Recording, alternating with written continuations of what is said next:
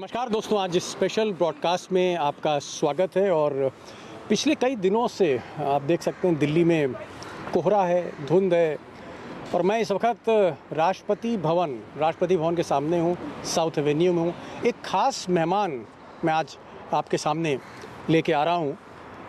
जाना पहचाना चेहरा, हिंदुस्तान की बेखौफ आवाज़ पुण्य प्रसून वाजपेयी हमारे साथ होंगे और हमारी कोशिश होगी कि इस धुंध को, सियासत की इस धुंध को छांटने की कोशिश करेंगे।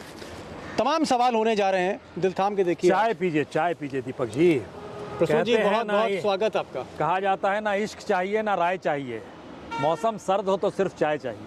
नहीं, लेकिन अगर आप चाय लेके आ ही गए हैं, मैं तो बहुत कुछ मेरे दिमाग में था कि राष्ट्रपति पे बात करूंगा, गांधी पे बात करूंगा, गॉडसे पे बात होगी, करप्शन पे बात होगी, अमित शाह पे बात होगी।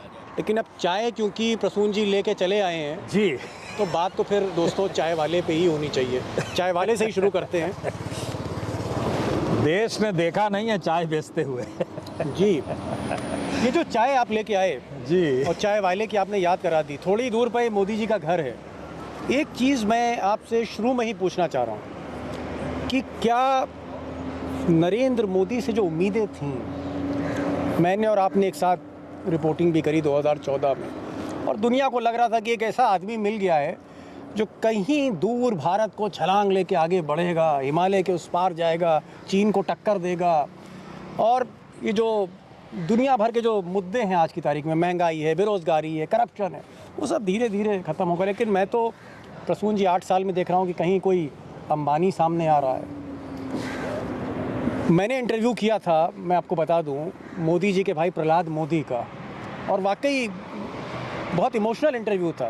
राशन की दुकान थी, दिल्ली में वो आए थे और कई बार आते रहते थे। लेकिन कल उनका जब एक्सीडेंट हुआ, हालांकि मैं चाहता हूं कि उनकी तबीयत ठीक रहे, मर्सिडीज़ बेंज से एक्सीडेंट हुआ, तो जो कोटेदार था वो मर्सिडीज़ बेंज से चल रहा है। जो मोदी जी का भतीजा बेरोज़गार था, जय शाह, वो आज की तारीख में BCCI का जनरल सेक्रेटरी है। जो मोदी जी का कर्ज में डूबा दोस्त था, वो आज देश का सबसे बड़ा अमीर आदमी है। ये राजनीति क्या है? भारत के प्रधानमंत्री जिस गाड़ी में चलते हैं और उनकी जो गाड़ियों का काफिला है, वह दुनिया के टॉप 3 देशों के राष्ट्राध्यक्षों की बराबरी करता है। भारत के प्रधानमंत्री जिस हवाई जहाज़ में चलते हैं, वो अमेरिकी राष्ट्रपति के A1 के काउंटर में खड़ा हुआ दूसरा हवाई जहाज़ है जो इतना कॉस्टली है। इतना कॉस्टली कोई नहीं है। भारत के प्रधानमंत्री जिनकी सुरक्षा पे खर्चा जो होता है, दुनिया में 3 देश ऐसे हैं जिसके बाद चौथा नंबर भारत का आता है कि राष्ट्राध्यक्ष को लेकर इतना खर्चा भारत के प्रधानमंत्रियों पर होता हो। देखिए, जब ये आ रहे थे उस वक्त मनमोहन सिंह की आवारा अर्थव्यवस्था थी, करप्शन थे, स्कैम थे, एक के बाद एक उठते हुए सवाल थे। और इस देश के भीतर में CAG जैसा इंस्टीट्यूशन डॉक्यूमेंट बता कर कह रहा था स्कैम हुए हैं, पार्लियामेंट चल नहीं पा रही थी। हम आपने देखा है कैसे 2G स्कैम, कोयला घोटाला और एक लंबी आदर्श घोटाला, कॉमनवेल्थ का हिस्सा, एक लंबी फहरिस्त है।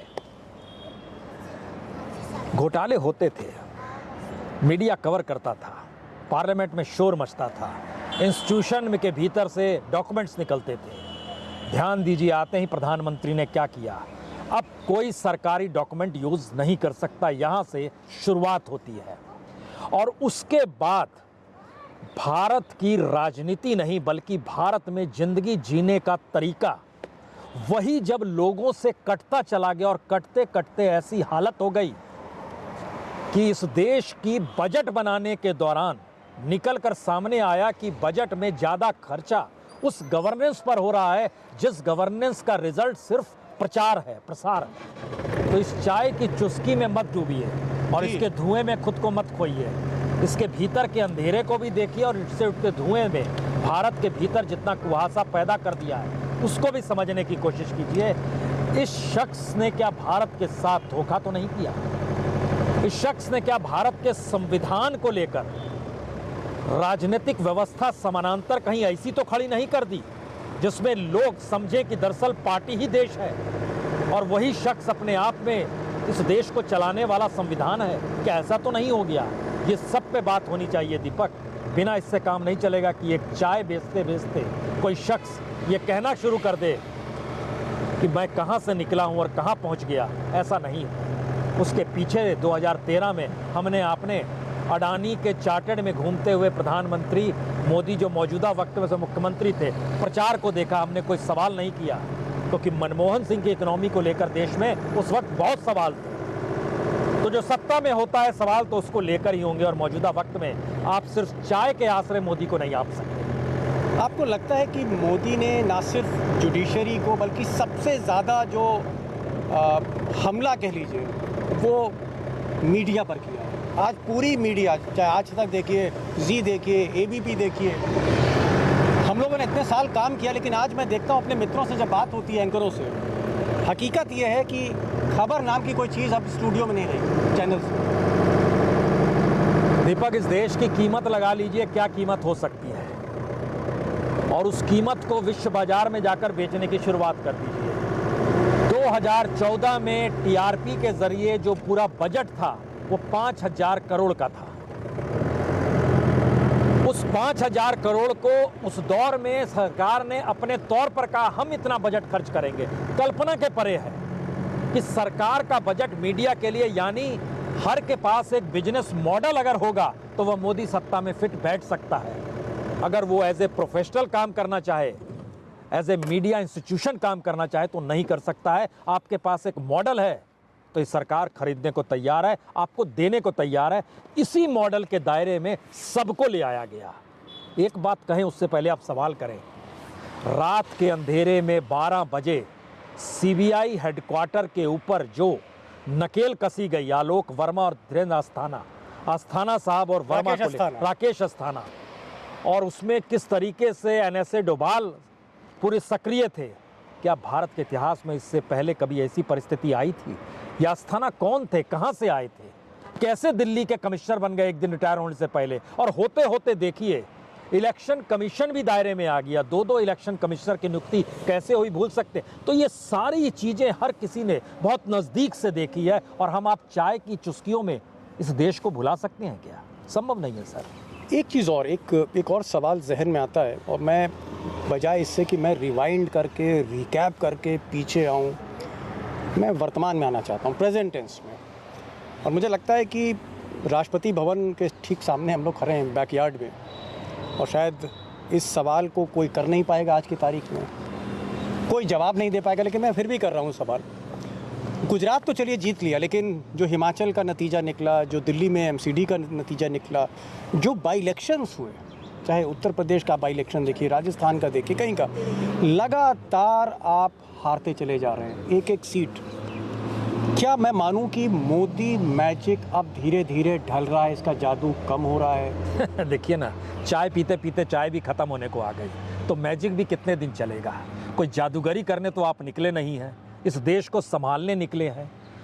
सवाल ये नहीं है हिमाचल हार गए, सवाल यह भी नहीं है कि आप दिल्ली में एमसीडी हार गए। सवाल ये है कि 27 बरस की सत्ता के बाद जो काम कोई नहीं कर पाया गुजरात में, वह मोदी ने कैसे कर दिया? लोगों के भीतर ये सवाल है। और उससे पहले जो भी जा रहा था कैमरे पर, वहाँ की महिलाएं कहती थी महंगाई इतनी बढ़ गई है। और कमाल की चीज़ है, इस देश के गृह मंत्री चुनाव प्रचार करते हुए कह दें कि 2002 में जो पाठ पढ़ाया वो हर किसी को याद रहना चाहिए। उसके बाद कुछ नहीं हुआ, और इलेक्शन कमीशन के मुंह पर पट्टी बंदी हुई है। आपने कानून के राज में कानून का नंगा नाच हो रहा है, हम ऐसे ही चलेंगे? आपको डरना होगा। एक ऐसी सिचुएशन आ गई क्या? और राष्ट्रपति भवन के सामने खड़े होकर क्या राष्ट्रपति, सुप्रीम कोर्ट, क्या कॉन्स्टिट्यूशन की व्याख्या करने के लिए इस देश में कोई नहीं बचा है? ये सिचुएशन 8 बरस में ऐसी आ गई इस देश के सामने।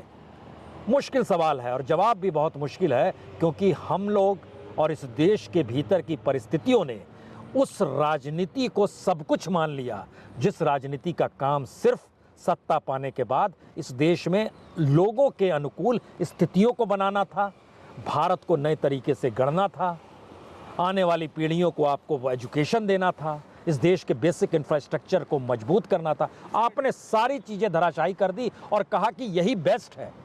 इससे खतरनाक क्या हो सकता है? एक चीज़ और, कल मैं इंटरव्यू देख रहा था आज तक पर, और गौतम भाई अडानी थे और सामने राज चिंगप्पा साहब, हम लोगों के टाइम पे भी वो एडिटर हुआ करते थे इंडिया टुडे ग्रुप के, आपके भी सीनियर कलीग थे, मेरे भी थे।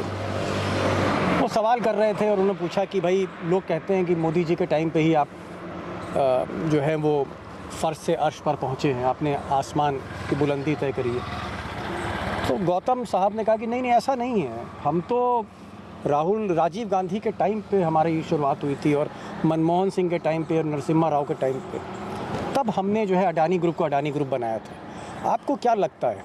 ठीक है, वो आज तक ने उसको मैनेज किया, जो किया, मैं उस पर नहीं जा रहा हूँ, आज तक पे नहीं जाऊँगा, लेकिन अडानी जिस तरह से कर्ज में डूबे और पिछले 8 सालों में दुनिया के नंबर 2, दुनिया के नंबर 3, हिंदुस्तान में मुकेश अंबानी, रिलायंस को पीछे छोड़ दिया, ये जो कहानी है अडानी की कामयाबी की, ये हिंदुस्तान की कामयाबी की कहानी है या गुजरात लॉबी की कामयाबी की कहानी है? 2020 में कोविड काल के बाद भारत की जीडीपी -24% हो गई थी और उस दौर में अडानी का नेटवर्थ 102% हाई था।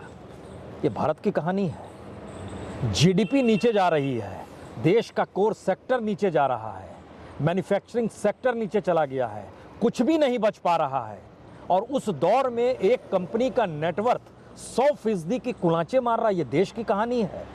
और इस दौर में अगर आप ध्यान दीजिए और बारीकी से समझने की कोशिश कीजिए, तो भारत के भीतर जब आईबीसी क्रिएट किया गया ना, इंसॉल्वेंसी बैंकरप्सी कोड जो खड़ा क्रिएट किया गया, आपको जानकर हैरत होगी 2017 से लेकर 2022 के मार्च तक 23,000 कंपनियों ने खुद को दिवालिया घोषित कर दिया। पहले क्यों नहीं होता था? और पहले सारी कंपनियां डेवलप क्यों होती थी? अब एक ही कंपनी क्यों है? तो हम ये कह सकते हैं, क्या कांग्रेस के दौर में करप्शन का सार्वजनिकरण था और मोदी काल में करप्शन की मोनोपोली हो गई है? एक हिसाब से चलेंगे। अडानी की उत्पत्ति तो उसी दिन हो गई थी जिस दिन उनका चार्टेड पे प्रधानमंत्री मोदी चुनाव प्रचार कर रहे थे और दिखाने से हिचक नहीं रहे थे, उस पर अडानी लिखा हुआ है। क्या अडानी बात करते हैं? हम एक राज्य से आते हैं, एक राज्य से तो महात्मा गांधी भी आते हैं, तो कोई पूछे तो गोडसे कहाँ से आते हैं? गोडसे तो नहीं आते हैं गुजरात से, तो उनका जिक्र विचारधारा के तौर पर क्यों होता है? महात्मा गांधी की विचारधारा के पैरेलल में आप गोडसे को क्यों ले आते हैं? पूछे तो कोई। चलिए, मैं जब मीडिया पे आऊँगा, मीडिया के सब्जेक्ट पे आऊँगा, फिर हम अडानी को भी डिस्कस करेंगे, रिलायंस को भी करेंगे। लेकिन ये जो मौजूदा सरकार है, क्योंकि हम मोदी जी के घर के एकदम करीब हैं इस वक्त, ज़्यादा दूर नहीं है, पीछे राष्ट्रपति भवन आपको दिख ही रहा होगा, और ये सत्ता का गलियारा है, यही गैलरी ऑफ पावर है जहाँ हम लोग हैं इस वक्त।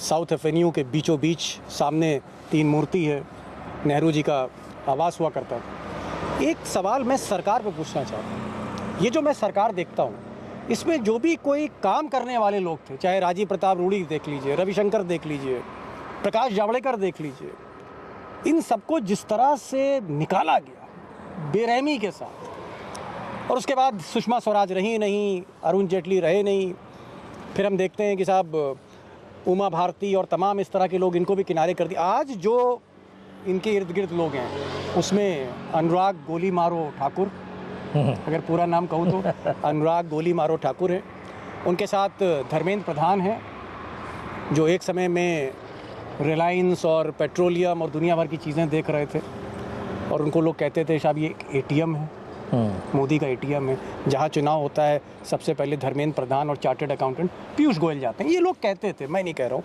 मेरा आरोप नहीं है।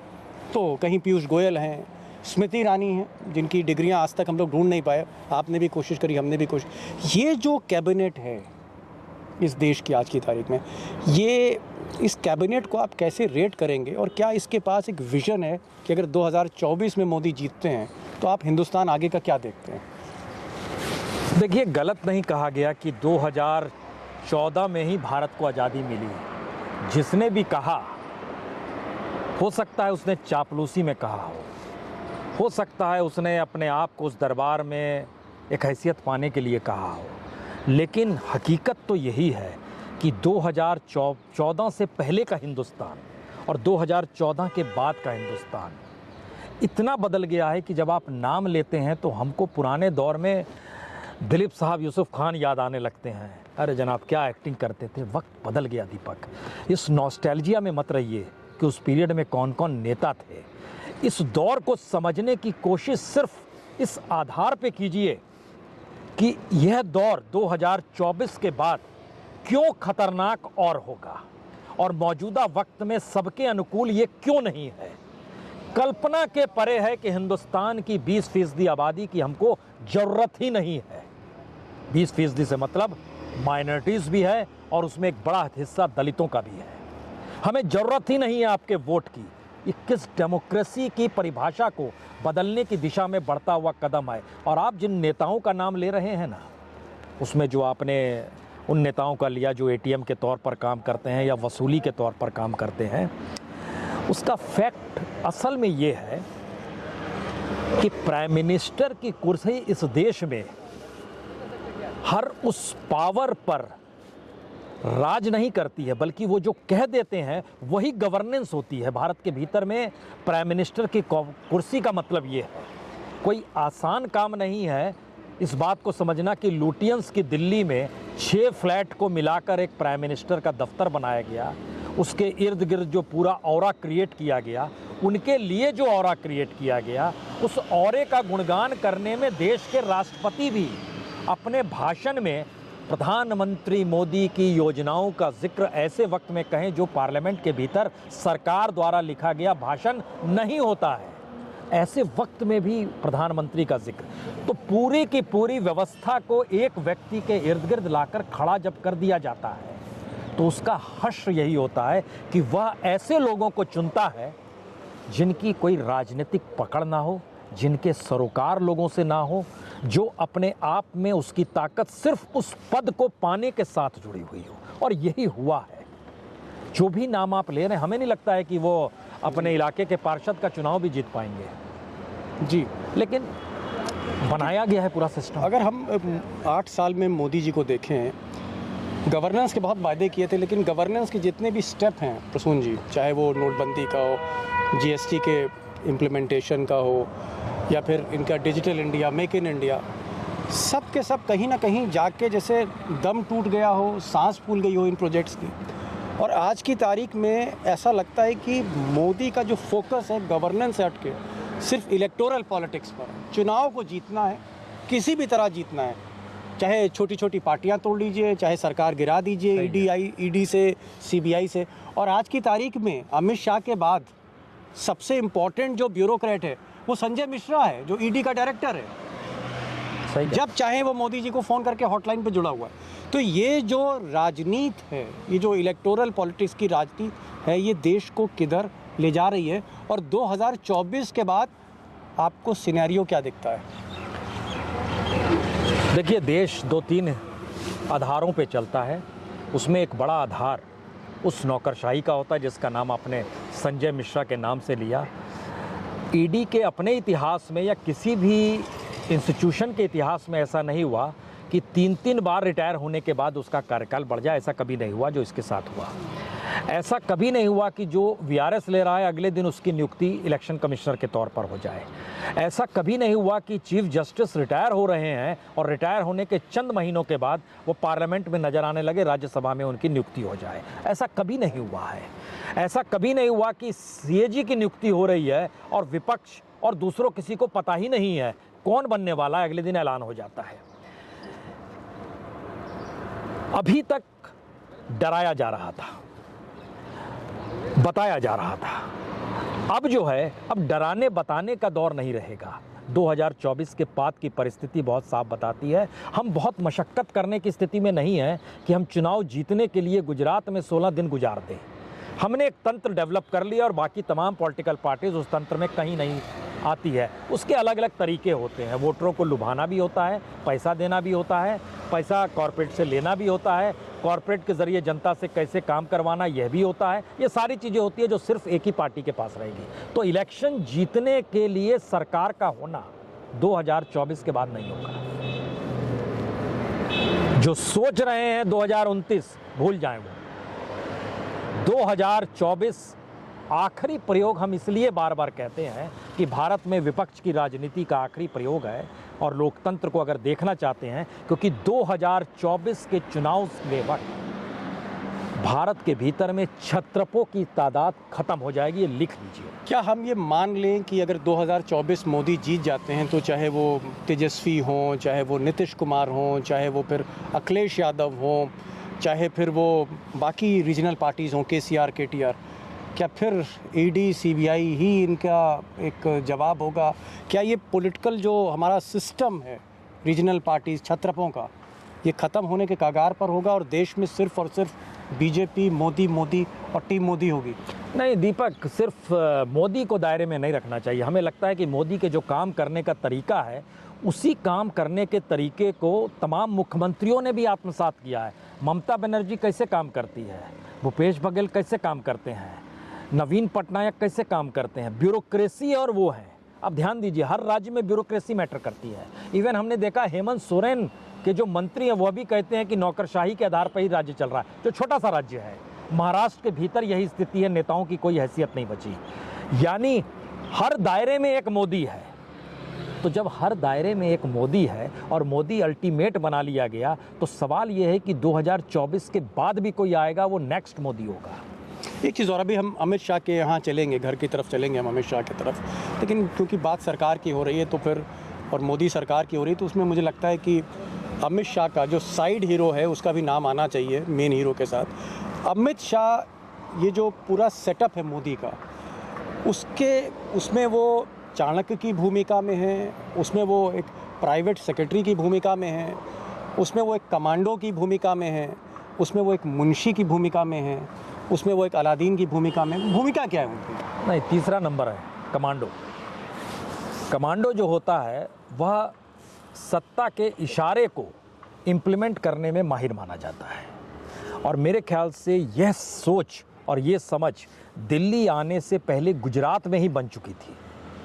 इशारा आंखों से होता था और उस पर इम्प्लीमेंट हो जाता था, और गुजरात के भीतर कई पन्ने ऐसे छुपे हुए हैं जिसको उभारा जाए तो बहुत सारी चीज़ें सच निकल कर आएंगी, जिसको गाहे बगाहे कुछ नेता कहते भी रहते हैं, चाहे उस दौर के गृह मंत्री की हत्या से जुड़ा हुआ मसला हो या कोई भी मसला हो। इस बार हमने देखा शंकर सिंह बघेला भी इसका गाहे बगाहे जिक्र कर देते थे इंटरव्यूज़ में, लेकिन हम उस पर नहीं जाते हैं।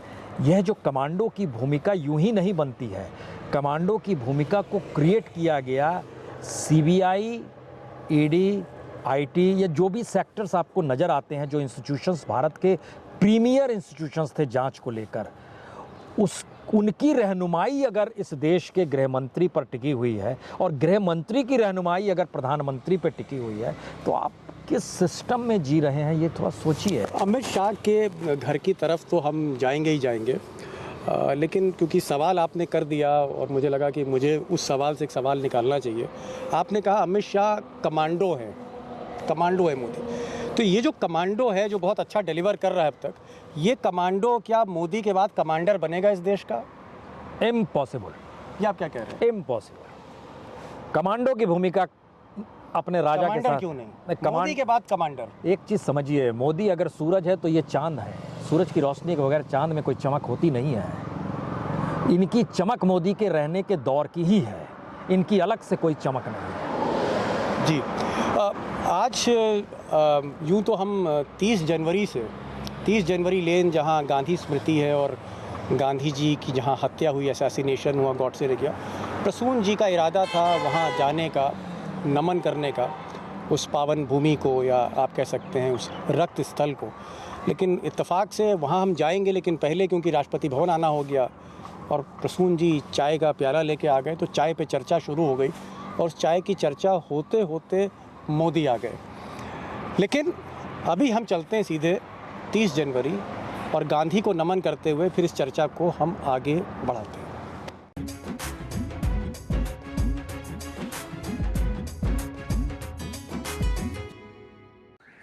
लगता है ठंड बहुत ज़्यादा है, मफलर भी है, आज हाँ, भी है। ठंड भी है और मिजाज भी है, और हम लोग जिस जगह पे खड़े हैं उसका एक अपना सियासी मिजाज है दीपक। 30 जनवरी लेन मैं देख रहा हूँ। देखिए गजब है, पिन कोड पढ़िए 110011, यानी इधर से पढ़िए तो भी वही, उधर से पढ़िए तो भी वही। जी, और भारत की सियासत महात्मा गांधी के इर्द गिर्द घूमना चाहती है और गोडसे बीच में आकर खड़े हो जाते हैं। जी।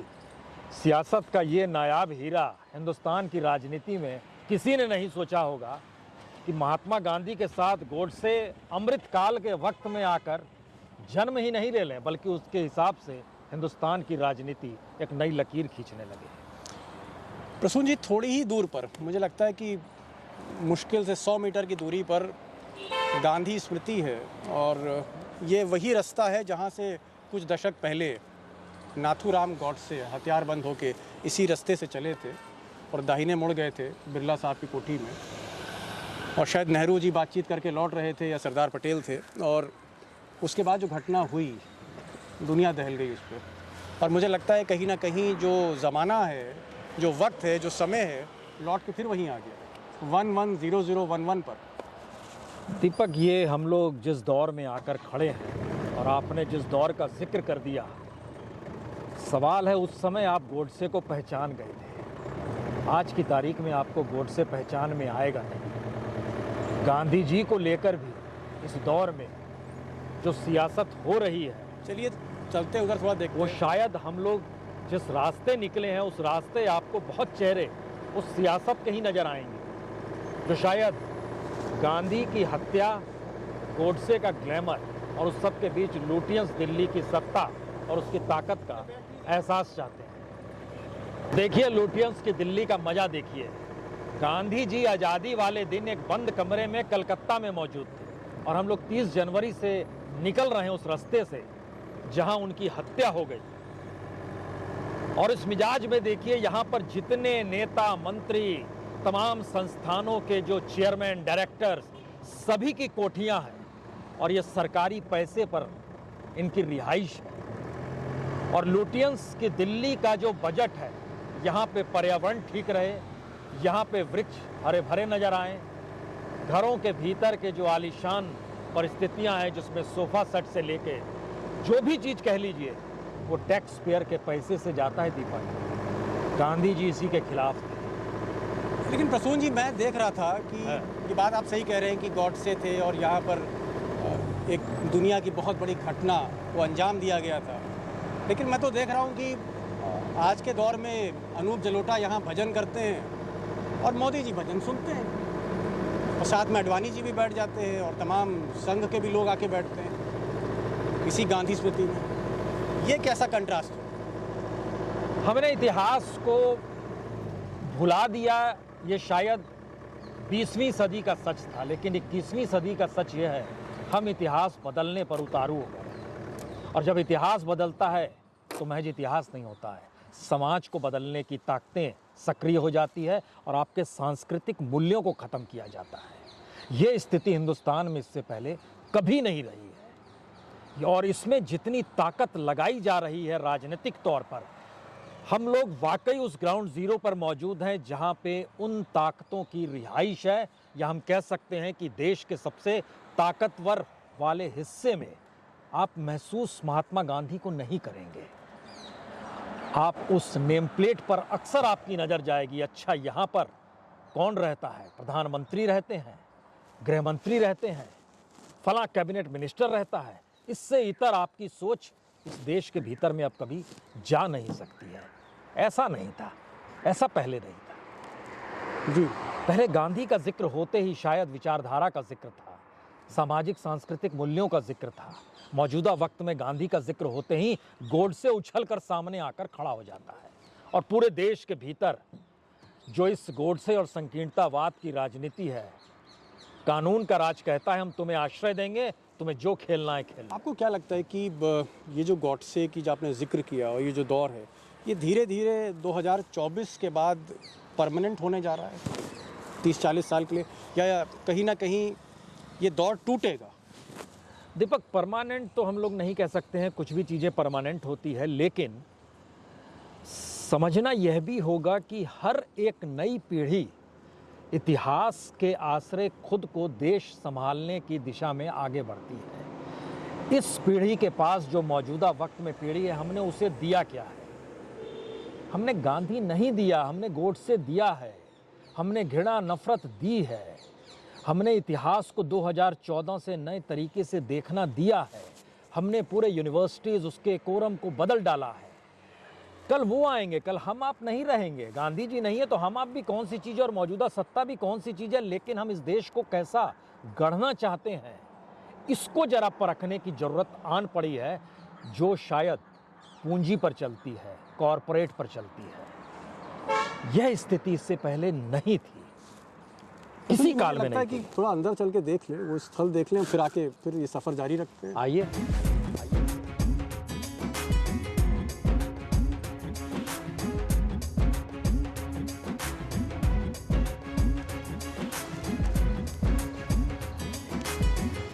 प्रसून जी, गांधी परिवार भी है और गांधी स्मृति भी है, मोदी भी हैं, सभी लोग आते हैं यहाँ पर। भजन होता है, मोदी जी भी बैठते हैं, सोनिया गांधी भी बैठती हैं, राहुल गांधी भी बैठते हैं और अनूप जलोटा इसी जगह पर भजन गा रहे होते हैं। और इसी भीड़ में कहीं गॉडसे गायब हो जाता है, ऐसा लगता है। नहीं, गोडसे गायब हो जाता है ये सवाल इसलिए महत्वपूर्ण नहीं अब बचा क्योंकि गोडसे के ज़रिए गांधी को याद करने की कोशिश इस दौर में की जा रही है, जो बेहद नाजुक परिस्थिति इस देश के, जो भारत का सेकुलरिज्म है या तमाम धर्म जाति का एक समावेश है, उसमें आप नेगेटिविटी के ज़रिए पॉजिटिविटी बताना चाहते हैं, जो इससे पहले नहीं था। ध्यान दीजिए, महात्मा गांधी के पदचिन्ह यहाँ पर बने हुए हैं। इन पदचिन्हों के आश्रय महात्मा गांधी यहाँ पहुँचे, गोडसे ने गोली चलाई, मारे गए। ये सारी चीज़ें बतलाती है कि महात्मा गांधी की मौजूदगी जो थी। चेयरमैन कौन है चेयरमैन, कौन है? नरेंद्र मोदी जी हैं। नहीं, नरेंद्र मोदी नहीं होते हैं चेयरमैन। गांधी स्मृति के चेयरमैन वो नहीं हो सकते हैं, या तो गोयल होंगे कोई, वो हैं क्या, गोयल जी हैं। वो वाइस चेयरमैन है सर। नहीं, ये कह रहे हैं मोदी जी हैं चेयरमैन, इसके भी चेयरमैन मोदी जी हैं। तो मोदी जी से कभी पूछे आपने गोडसे को क्यों याद करते हैं? सर हम नहीं पूछते, हमें इतना बोला गया है, कि हम सिर्फ क्या बोला गया? मोदी जी से परमिशन लेके आई है? सर आप वीडियो बंद नहीं, वीडियो क्या बंद कीजिए, आपने गजब बात बोल रहे हैं मोदी जी चेयरमैन है। सर तो चेयरमैन है सर यहाँ के। तो उनसे परमिशन लेने जाए मोदी जी से कि आना है गांधी स्मृति में। हमने कब बोला आपको फिर परमिशन लेने? फिर क्या बात कर रहे हैं आप? मैंने सिर्फ ये बोला जो हमारे सीनियर्स हैं उनसे एक बार तो वीडियो। सबको बोलते हुए आ रहे होंगे ना, आप पता करोगे ना उनसे। हर दरवाजे पर एक बैठा दिया गया है, हर दरवाजा वाला बोल रहा है ठीक है अब आगे चले जाइए। गांधी के पद चिन्हों को, गांधी कहाँ से चलकर आए महात्मा गांधी और यहाँ पर पहुँचे?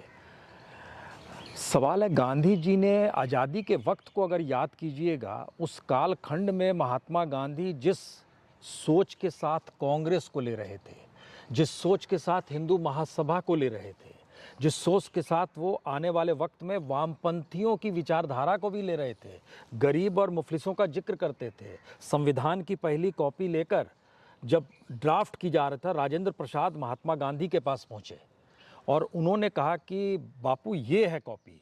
बापू ने कहा कि नहीं नहीं, इसमें कहीं गरीबों का जिक्र नहीं है। उसके बाद ही डायरेक्टिव प्रिंसिपल्स को जोड़ा गया, पूरी प्रक्रिया हुई।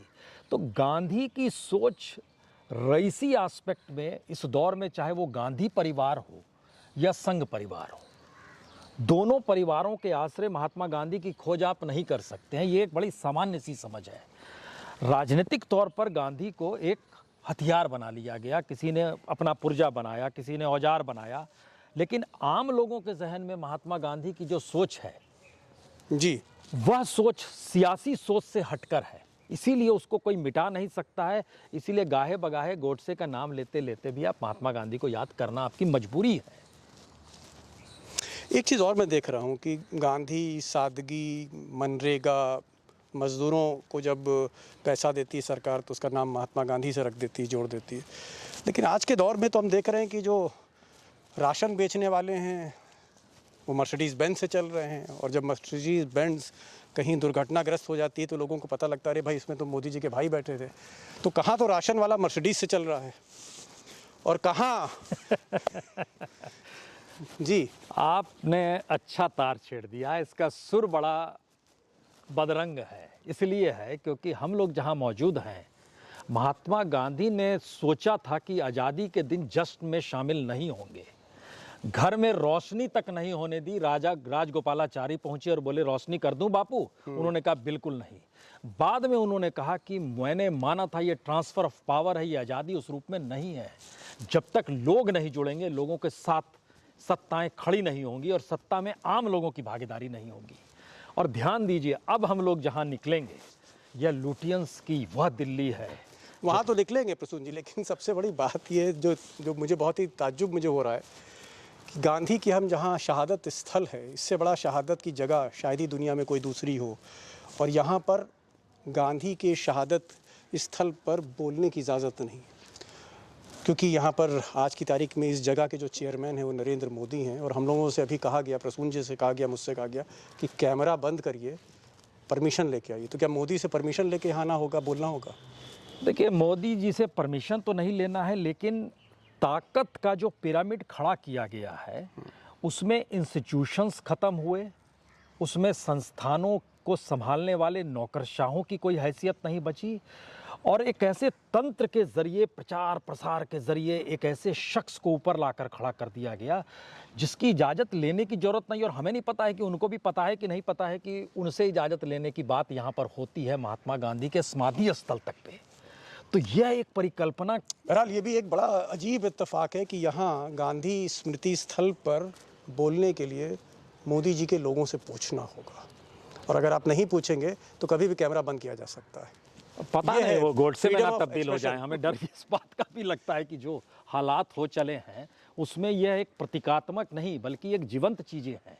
इनको आप मिटा नहीं सकते हैं। महात्मा गांधी की मौजूदगी को आप खत्म नहीं कर सकते हैं। देखिए, दुनिया भर से लोग आते हैं, जानते हैं, समझते हैं। भारत की पहचान गांधी से जुड़ी है। आप उस पहचान को अपने साथ जोड़ना चाहते हैं, इससे ज़्यादा त्रासदी आइए बाहर चलते हैं, देखते कुछ हैं। हो नहीं सकता है।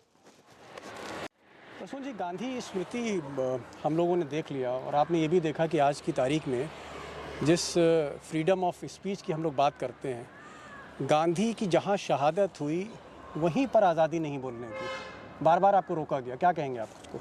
इससे बड़ा इस दौर का प्रमाण क्या होगा कि वहाँ कहा जा रहा है कि साहब मोदी जी के से परमिशन लेके आइए?